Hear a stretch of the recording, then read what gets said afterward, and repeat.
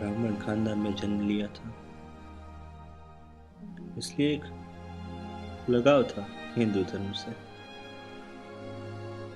गहराई से हिंदू धर्म पढ़ने के बाद गर्व हुआ कि मैं एक हिंदू। जात पात तकियानुसी चीजों के खिलाफ मैं सदा लड़ता आया हूँ, चाहे वो कोई भी धर्म क्यों ना हो।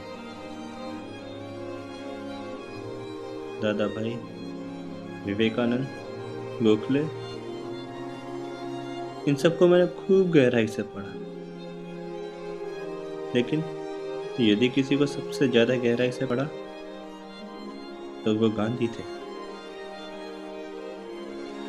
बचपन से एक ही चीज सीखी थी कि मैं एक हिंदू हूँ। एक ही चीज सीखी थी, समाज के एक बहुमत के लिए लड़ना। 30 करोड़ हिंदुओं के लिए लड़ना। अहिंसा का नारा लेके कांग्रेस पे गांधी का पूर्ण प्रभुत्व हो चुका था। कोई भी समझदार आदमी अहिंसा के नारे में आ सकता था। गांधी ने कोई नई बात नहीं कही थी। मानवता हमेशा अहिंसा का साथ देती है, लेकिन मैं इस बात को नहीं मान सकता कि हिंसा एक पाप है। राम ने रावण को मारा था,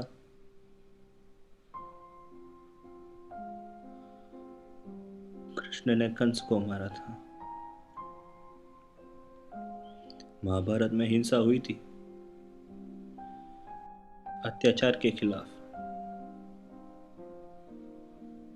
और मुझे पूरा यकीन है उन्हें कोई पछतावा नहीं होगा हिंसा करने पर। नजदीकी इतिहास में भी शिवाजी लड़े थे अफजल खान को भगाने के लिए।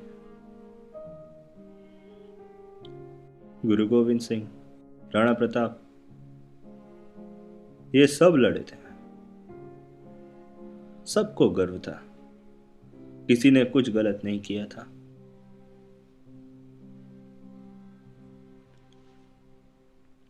लेकिन नहीं, गांधी के लिए तो हिंसा एक पाप थी। गांधी अहिंसा के प्रति इतने रूढ़िवादी हो गए थे कि जाने अनजाने में वो अहिंसा से हिंसा करते थे। देश पर आने वाली तमाम विपदाओं के लिए गांधी जिम्मेदार थे।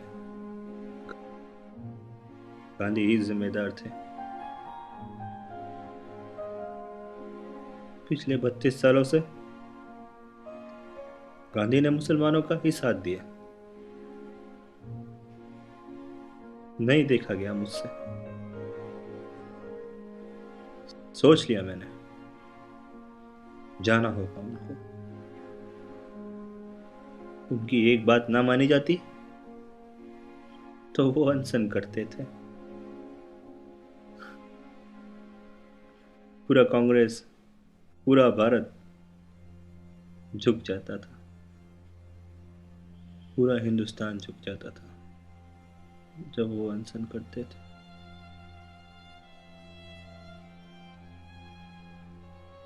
गांधी मानते थे सत्याग्रह की हार नहीं होती।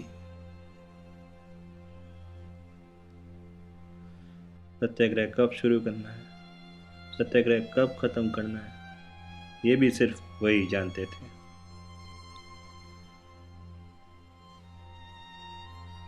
सत्याग्रह की परिभाषा भी सिर्फ गांधी को ही पता थी। कोई नहीं जानता था कि सत्याग्रह क्या होता है।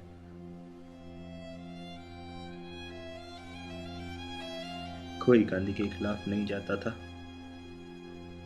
कोई नहीं। गांधी खुद ही न्यायाधीश थे और खुद ही न्यायालय थे। देश पर आने वाली तमाम विपदाओं के लिए गांधी अकेले जिम्मेदार थे। सिर्फ गांधी जिम्मेदार थे। अनशन उनका बहुत बड़ा हथियार था, बहुत बड़ा।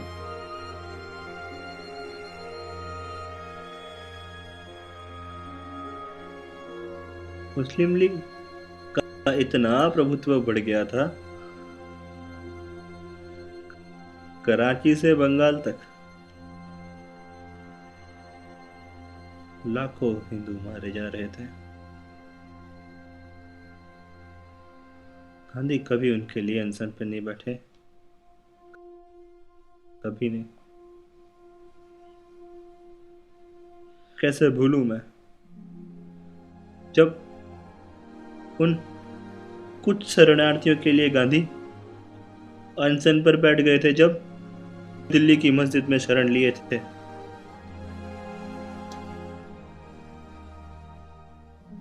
सिर्फ इसलिए कि वो हिंदू थे और मस्जिद में शरण लिए थे। गांधी कभी हिंदुओं के लिए अनशन पर नहीं बैठे। कैसे भूलूं मैं। गांधी खुद जानते थे कि हिंदी हमारी राष्ट्रभाषा है। वो खुद प्रचार करते थे। मुसलमानों को मंजूर नहीं था, विरोध किया उन्होंने कहा हिंदुस्तानी हमारी राष्ट्रभाषा होनी चाहिए। मान गए। अब भला हिंदी शब्द को उसमें हिंदुस्तानी नाम का कोई अक्षर था ही नहीं, फिर गांधी मान गए। फिर भी गांधी जानते थे कि वो गलत कर रहे हैं, बार बार हिंदुओं के साथ गलत कर रहे हैं। नहीं देखा जाता था मुझसे।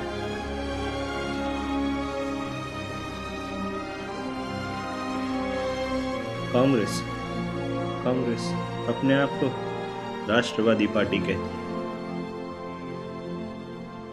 एक बार मुस्लिम लीग सरकार गिरा चुकी थी और कांग्रेस समझ चुकी थी कि पाकिस्तान बनेगा। जिन्ना के सामने कांग्रेस ने घुटने टेक दिए थे। 30 जून 1948। 30 जून 1948 ये वो दिन था जब हमें आजादी मिलनी थी।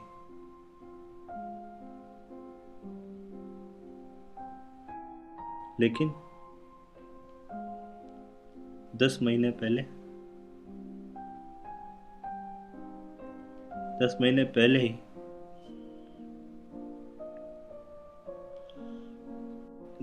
पहले ही 15 अगस्त 1947 के दिन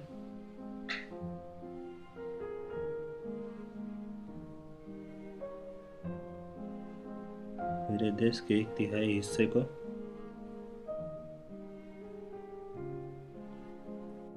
विदेश बना दिया गया।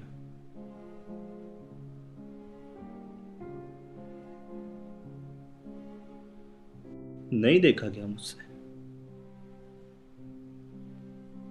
नहीं देखा गया।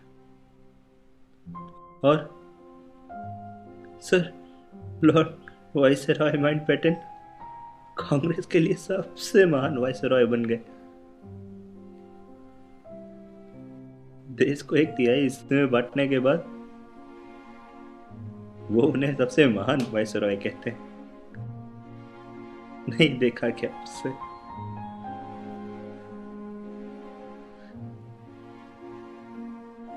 पिछले 30 सालों में यह हासिल किया गांधी ने, बांट दिया देश को। नेहरू के सामने दस्तखत हुए, गांधी जिम्मेदार थे देश के बंटवारे के लिए। गांधी जिम्मेदार थे देश के बंटवारे के लिए।